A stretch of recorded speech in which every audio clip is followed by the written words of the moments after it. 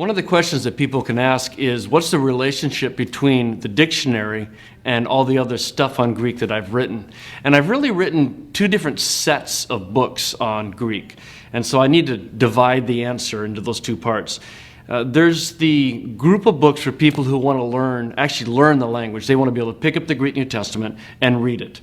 And Basics of Biblical Greek and others fit into that category.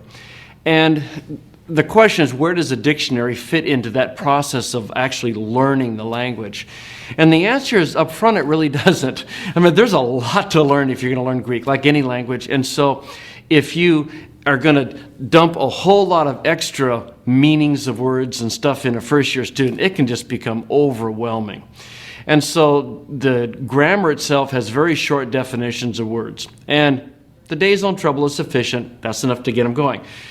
When you get about 2/3 of the way through the textbook, though, you start realizing that the definitions I gave you for Greek words aren't enough. You'll have 3 real basic definitions to a Greek word, and you'll be reading a passage, it's got the Greek word, and you go, none of those words fit. What do I do now? Is this a typo or what?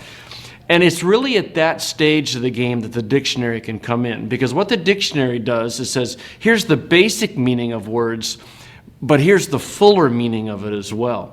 And so even before you get to the end of first-year Greek, you start sensing the need that these words are fuller in their meaning, and I need to find out what their fuller meaning is.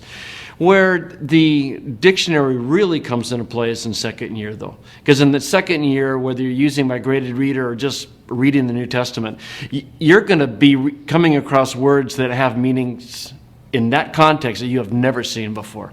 And so the dictionary is good to help give you the semantic range, we call it, the bundle of meanings. Every word has a bundle of meanings. No word means just one thing, unless it's a super technical term.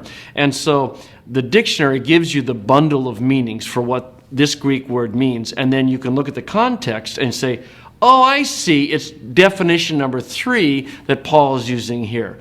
And so the dictionary will help at the end of first year, but it really helps a lot in the second year.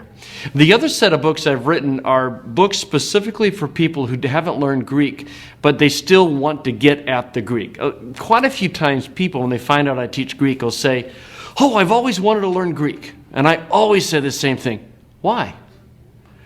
And to date, I've not yet had anyone say, because I want to learn the language. What they want to do is they want to know what the Greek words mean that are translated in the translations. They want to know how can 2 different translations have such radically different understandings of this one word? And I want to get at that word. Now, I can't memorize 700 forms of the Greek verb and all the vocabulary and all the stuff you have to memorize to learn Greek. And so what I started was doing a series of books that would help a person who doesn't know Greek learn enough Greek without all the memory work so that they could at least do word studies. Because that's what most people want. I read somewhere that people hang on to words, and it's really true.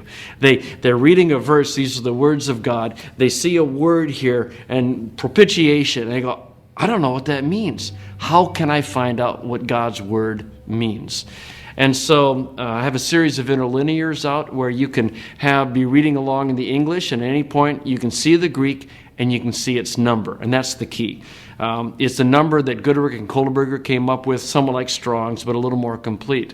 So you can be reading in English, you can look at the number, and you then know what the Greek word is that's being translated without all the paradigms.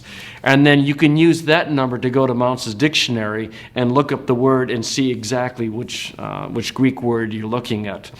The other book I wrote that kind of fits, and it's really a trilogy, is Greek for the Rest of Us. And again, it was a textbook that I wrote while I was teaching the topic. And it was the question of how much can you do in biblical exegesis without learning the language. And so Greek for the Rest of Us is about what do the different tenses mean? What do the different cases mean? Why do Greeks say words in those orders instead of like we do? I mean, shouldn't they do it like us? And the answer, of course, is no. And so Greek for the Rest of Us in the interlinears helps you get at the text, see what the word is, and get some feel for how Greek works. But then the dictionary will take off at that point and tell you what most people want, and that is, what do the words of God mean?